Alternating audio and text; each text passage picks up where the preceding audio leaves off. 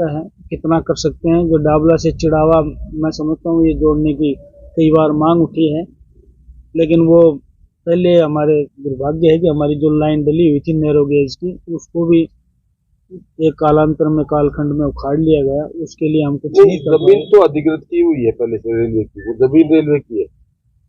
जमीन रेलवे की है, लेकिन आप उसको अगर फिजिकल वेरिफिकेशन करेंगे, भौतिक सत्यापन करेंगे, तो उसमें लगभग जमीन पे कब्जा हो चुका है। ये मैं तो घूमता रहता हूँ पूरे क्षेत्र में, मुझे पता है। ये आपके सामने कहने में भी मुझे कोई एतराज नहीं है। वो जो एक थोड़ा ओवर हेड करके लाइनें चलाई गई थी, उनको लोगों ने प्लेन कर दिया, जहाँ प्लेन थी उन पे लोगों ने निर्माण कर लिया। ये आप देख सकते हैं। उसमें अगर कहीं लाइन पास हुई तो वो रेलवे डिपार्टमेंट करेगा, वो अपने आप उसको क्लियर करेगा। ये हम लोग आप लोगों से निवेदन करना चाहते हैं। पर्यटन की अपार संभावनाएं हैं क्षेत्र में, लेकिन इस पे आपको क्या फोकस है? पर्यटन के बारे में मैंने बताया है। जो ये हमारा एक रिजर्व किया गया है कुछ खेतड़ी बांशियाल के नाम से, इसमें सफारी की स्वीकृति मिल चुकी है, लेकिन इसमें बहुत डेवलपमेंट की जरूरत है।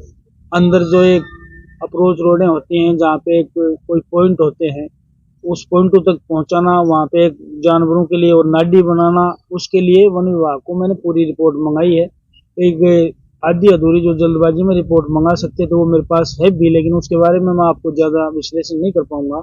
मैंने उनको कहा कि इसमें क्या कर सकते हैं हम वन विभाग से। जब सरकार बनेगी, मंत्रिमंडल बनेगा, उसमें कहीं बजट की जरूरत होगी तो बजट का एलोकेशन करवाएंगे, और उसके बाद में कोई कुछ भी काम करना पड़ेगा। अगर ये शीर्ष का और इनके तर्ज पे अगर डेवलप हो जाएगा तो मैं समझता हूँ कि उसमें भी रोजगार के साधन, सफारी में लोग अपनी साधन लगा सकते हैं। उसके दाएं बाएं जो लोग चाय की दुकानें हैं, मिठाई की दुकानें हैं, फल फ्रूट की दुकानें हैं, और पर्यटन से बहुत अपार संभावनाएं हैं कि कई लोगों को रोजगार मिल सकता है। इसमें जब पानी की व्यवस्था नहीं है और नहर जो अपने नजदीक ये आई हुई है अपने हरियाणा बॉर्डर पे बोरिल के पास में, तो वहां से अगर बांध जो है अपना अजीत सागर बांध, क्योंकि पैंथर वगैरह छोड़ दिए, जानवर है, लेकिन वो पैसे गाँव में आ रहे हैं, उसके लिए पानी की सबसे पहले जरूरी है। नहीं, ये बात भी हम रखेंगे, उचित प्लेटफॉर्म पे उचित समय पे रखेंगे, लेकिन हरियाणा से इतना बाउंड्री क्रॉस करना मैं समझता हूँ ये व्यवहारिक नहीं है। इसमें इसके लिए एक समझौता होता है गवर्नमेंट के अंदर।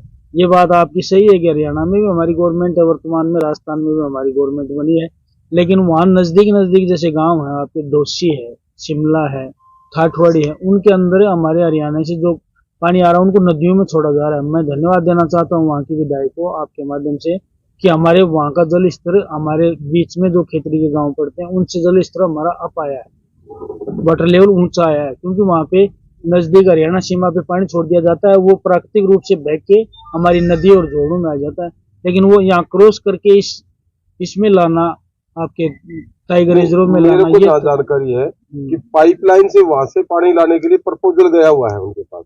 नहीं, वो मैं आधी अधूरी जानकारी की से आप तो मुखातिब नहीं हो पाऊंगा। मुझे उस बात की पूरी जानकारी करके मैं इस बारे में आपको बताऊंगा। सर, व्यापारिक दृष्टि से खेती पिछड़ता जा रहा है, कनेक्टिविटी हट रही है, इससे आपका क्या रहेगा सर? देखिए, एक नेशनल हाईवे स्वीकृत हुआ है, वो हमारे यहाँ तक है, अब उसमें क्रॉस तो नहीं हो रहा हमारी तहसील से, लेकिन व्यापारिक दृष्टि से तो हमें उसके लिए जगह चाहिए। देखो, आप सब लोग खेतड़ी के हो, आप सबको पता है खेतड़ी में फैलने के लिए नगर पालिका उसमें फैलने के लिए जगह नहीं है।